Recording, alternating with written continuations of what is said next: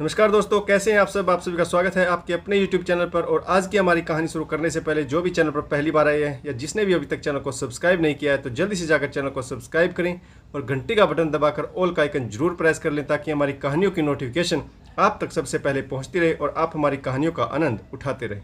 तो दोस्तों, अगर आपको हमारी कहानियाँ अच्छी लगती हैं, लाइक शेयर और कमेंट्स करना ना भूलें ताकि हमारा भी हौसला बढ़ता रहे और हम आपके लिए नई नई कहानियाँ लेकर आते रहें। तो चलिए शुरू करते हैं आज की एक और बेहतरीन कहानी। कार्तिक का महीना था, गुलाबी सर्दी पड़ने लगी थी। पश्चिमी उत्तर प्रदेश के एक छोटे से गांव में सभी किसान दोपहर के बाद खेतों से थके हारे लौटे थे। नई फसल की बुआई का समय निकला जा रहा था। पंचों की तरफ से गांव में मुनादी हुई। सभी लोग व्यस्त थे, लेकिन पंचों की पुकार पर पंचायत घर जा पहुंच गए और पंचों के आने का बेसब्री से इंतजार करने लगे। एक और गांव की औरतें होने वाली दुल्हन नूरी को जबरदस्ती पंचायत घर ले आई थी और दूसरी तरफ कुछ जवान लड़के होने वाले दूल्हे रामविलास का हाथ पकड़कर बाहर पेड़ के नीचे खड़े थे। वह भी इस शादी के नाम से हिचकिचा रहा था। पंचायत घर खचाखच भरा हुआ था। लगभग हर तबके के लोग उसमें शामिल थे। सारे गांव वाले इस शादी के पक्ष में थे, परंतु वर और वधू दोनों ही इस शादी के लिए तैयार नहीं थे, जिस कारण यह मामला पंचायत में पहुंचा दिया गया। पंचायत का फैसला तो सबको मानना ही पड़ेगा। अंदर बैठी नूरी औरतों पर बरस पड़ी। मुझे यह शादी नहीं करनी। पड़ोस की बुजुर्ग काकी ने फटकार लगाते हुए कहा, चुप कर अभागिन, शादी नहीं करेगी तो भरी जवानी कहाँ जाएगी। मर्द के सहारे बिना कि भी औरत की कोई जिंदगी है। हमेशा सियार कुत्ते तेरे पीछे पड़े रहेंगे। गांव का माहौल खराब होगा, वह अलग। नूरी ने खींच कर पलटवार किया। यह क्या सहारा बनेगा मेरा। इसे अपनी सुध तो है नहीं। बच्चा है वह, हंसने खेलने की उम्र है उसकी। आप लोग क्यों मुझे उसके पल्ले बांधना चाहते हैं। काकी ने फिर से प्रवचन शुरू किया। कैसा बच्चा। अरे मर्द तो चाहे मिट्टी का भी बनाओ, मर्द ही होता है। और क्या चाहिए औरत को। मर्द रूपी ढाल बहुत जरूरी है। बाहर कुछ चहल पहल हुई। शायद पंच आ गए थे। पंचायत बैठी। 2 मिनट में ही फैसला सुना दिया गया। रामविलास ही अपने भाई हरविलास की विधवा नूरी को चूड़ी पहनाएगा और आज से वह पति पत्नी कहलाएंगे। नूरी ने विरोधी आवाज उठाने की भरपूर कोशिश की, लेकिन औरतों ने उसके स्वर को दबा दिया। सरपंच की ऊंची आवाज गूंजी, रामविलास कहाँ है तू। जल्दी कर, यह लाल चूड़ियां डाल दे अपनी भाभी के हाथों में। चल, आज से यह तेरी पत्नी हुई। ख्याल रखना इसका, और इसके लड़के का, वह भी आज से तेरा ही हुआ। भीड़ से एक स्वर निकला। किसी ने चुटकी ली, चलो अच्छा ही है, बिना शादी किए लड़का मिल गया। पंचायत के फैसले से असहमत रामविलास जब चूड़ियां लेकर नूरी के पास पहुंचा तो उसने अपने हाथ पीछे कर लिए, पर गांव की औरतें कहाँ मानने वाली। सब ने जबरन उसके हाथ पकड़े और रामविलास ने उनमें लाल कांच की चूड़ियां पहना दी। कहीं से एक चुटकी सिंदूर भी लाया गया और रामविलास ने नूरी की मांग भर दी। नूरी की आंखें नम हो गई। शादी के गीत गाती हुई औरतें रामविलास और नूरी को उनके घर तक छोड़ने आई। इस तरह से रामविलास की शादी बड़े भाई हरविलास की विधवा नूरी से हो गई। शाम ढलने को आई थी। गांव की औरतों ने नूरी को उसकी कोठरी में धकेल दिया। पड़ोस की काकी ने बाहर से आवाज दी, अरे नूरी, तेरा बेटा आज हमारे घर रहेगा, फिक्र मत करना। नूरी का दिमाग तो बिल्कुल सुन्न हो गया। उसे समझ ही नहीं आ रहा था कि वह क्या करे। कुछ देर सोचती रही, फिर थक कर बिस्तर पर बैठी ही थी कि रामविलास को भी कोई कमरे में धकेल गया। बाहर से कुंडी भी लगा दी। सहमा संकुचा सा वह कोठरी में 2 मिनट तो खड़ा रहा। फिर जैसे ही लालटेन की बत्ती बुझाने को कदम बढ़ाए तो नूरी खिन स्वर में बोली, देवर जी, यह दिया बाती तो रहने दो। यह दरी ले लो और जमीन पर सो जाओ। रामविलास ने चुपके से दरी उठाई और कोठरी के एक कोने में बिछाकर सो गया। वह सुबह से परेशान था, थका हुआ था। थोड़ी ही देर में वह नींद की आगोश में चला गया, परंतु नूरी की आंखों में नींद नहीं थी। यह वही कोठरी है, वही लालटेन और वही चारपाई जिस पर उसके पति की मृत्यु हुई थी। अभी 1 साल भी नहीं गुजरा और देवर ने उसे जबरन चूड़ियां पहना दी, शादी कर ली। यह पंच भी कैसे पत्थर दिल है। पता नहीं इनके दिल में कोई भावनाएं भी हैं या नहीं। क्या कोई औरत अपने पति को इतनी जल्दी भुला सकती है। क्या पति पत्नी का रिश्ता सिर्फ जिस्मानी होता है तो इतना जल्दी छूट जाता है। किसी दूसरे शरीर की इच्छा होने लगती है। नूरी का दिमाग पूर्णतः अशांत था। पिछले साल की घटनाएं फिल्म की तरह उसके दिमाग में घूम रही थी। करीब 1 साल पहले कड़ाके की सर्दी पड़ रही थी। सर्दी के मौसम में तेज हवाएं और बारिश छप्पर भी उड़ा ले गई। टूटी हुई खिड़की पर ठंडी हवाओं को रोकने के लिए घास फूस की छतरी बनाकर लगाई गई। इसी कमरे में कोने में एक टूटी सी चारपाई पर नूरी का पति हरबिलास लेटा हुआ था। उसका बदन तीव्र ज्वर से तप रहा था।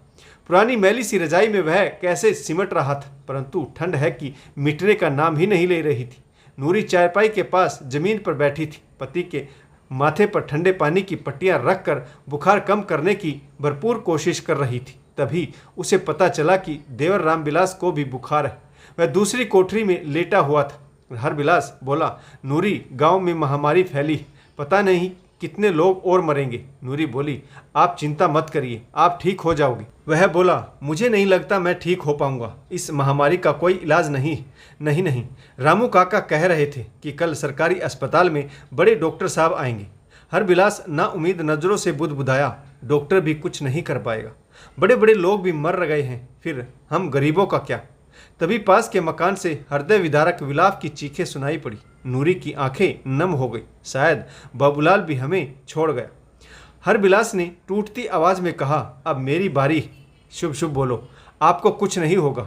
आप मुझे और अपने बेटे को छोड़कर कहीं नहीं जाओगे। नहीं नूरी, लगता है मेरा टाइम भी आ गया। मेरे बेटे और भाई का ख्याल रखना। यह कहते हुए उसकी सांसें उखड़ने लगी, फिर सिर एक ओर लुढ़क गया। नूरी को कुछ समझ नहीं आया। वह पथराई आंखों से कुछ क्षण उसे देखती रही, फिर जोर से चिल्लाई, देवर जी जल्दी आओ, देखो तो आपके भाई को क्या हो गया। वह पति की छाती झकझोरने लगी। क्या हुआ भाई को? कहते हुए रामबिलास ने कोठरी में कदम रखा। उसका चेहरा भी तेज बुखार से तप रहा था। उसने भाई का हाथ पकड़कर नजर देखने की कोशिश की। वह यह सदमा सह नहीं पाया और बेहोश होकर जमीन पर गिर गया। मौत का तांडव हर रोज 8-10 लोगों की बलि ले रहा था। घर का इकलौता कमाऊ आदमी आज मौत के घाट उतर गया। रामबिलास एक बार फिर से अनाथ हो गया। बचपन में ही माता पिता गुजर गए थे, तब भगवान की तरह पूजनीय बड़े भाई ने उसे संभाला था। आज वह भी छोड़कर चले गए। नूरी दहाड़े मारकर रो रही थी। देवर जमीन पर बेसुध पड़ा था। वह सहमी विलाप करती हुई घर की चौखट पर पहुंची। बर्फीली हवाएं चल रही थी। सामने से चंदन काका गुजरे तो नूरी ने आवाज लगाई, काका, और वह सिसक कर रोने लगी। चंदन काका ने चिंतित स्वर में कहा, क्या हुआ हरबिलास की बहू, सब ठीक तो है ना? नूरी बोली, हरिया के बापू भी चले गए। किसी तरह से यह शब्द उसके मुंह से निकले और फिर से सिसकियां बंद गई। चंदन काका बोले, हे राम, और कितनी बलि लोगे? अब तो अपना क्रोध शांत करो। चंदन काका पड़ोस से कुछ और लोगों को बुला लाए। सबको चारपाई से उतारकर जमीन पर रखा गया। कुछ लोग गांव में मरने वालों की गिनती कर रहे थे। इसी रफ्तार से मौतें चलती रही तो गांव खत्म हो जाएगा। नूरी सूनी आंखों से पति की ओर देख रही थी। यह आदमी कुछ पल पहले उसका पति था, एक ही क्षण में लाश कहलाने लगा। 3 वर्ष का बेटा हरिया, उसका क्या होगा? रामबिलास का क्या होगा?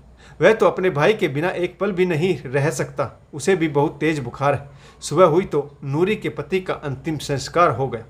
एक साथ 4 लाशें जलाई गई। यह सोचते सोचते न जाने कब नूरी की आंखें लग गई। सुबह हुई तो धूप की किरणें अंदर झांक रही थी। दरवाजा खुला हुआ था। रामबिलास कमरे में नहीं था। नूरी धीरे से उठकर बाहर आई तो देखा पड़ोसन उसके बेटे को वापस छोड़ गई थी। आंगन में देवर रामबिलास दातुन कर रहा था। साथ ही छोटी सी दातुन उसने हरिया को भी दे दी थी। दोनों मिलकर हंस रहे थे। दातुन करके रामबिलास खड़ा हुआ तो हरिया बोला, चाचू गोदी में ले लो। वह जिद करने लगा।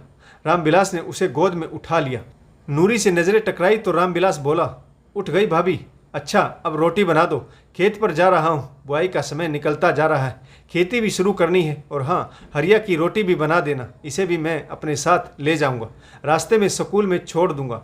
छुट्टी के समय आप ले आना। 10 मिनट में नूरी ने जल्दी से रोटी तैयार कर दी। नाश्ता करके रामबिलास हरिया को अपने कंधे पर बिठाकर स्कूल की ओर चल पड़ा। नूरी दरवाजे पर खड़ी दोनों को जाते हुए देख रही थी। रामबिलास को कितनी जल्दी अपनी जिम्मेदारियों का एहसास हो गया। कितनी आसानी से उसने घर का जिम्मा संभाल लिया। अपने मृतक भाई की सारी जिम्मेदारियां, उसकी खेती, उसका बच्चा, उसकी पत्नी, सब कुछ मानो आज उसकी जिम्मेदारी बन गई। शायद जिंदगी को यही मंजूर था। समय किसी के लिए नहीं रुकता और जीवन में समझौता करने में ही सबकी भलाई। आज जिंदगी और मौत के बीच जिंदगी ही ज़्यादा बलवान नज़र आ रही थी। तो दोस्तों, यह कहानी आपको कैसी लगी? इस कहानी में किस पात्र की भूमिका अच्छी रही और आपको इस कहानी से क्या सीख मिली, कमेंट्स करके जरूर बताइएगा।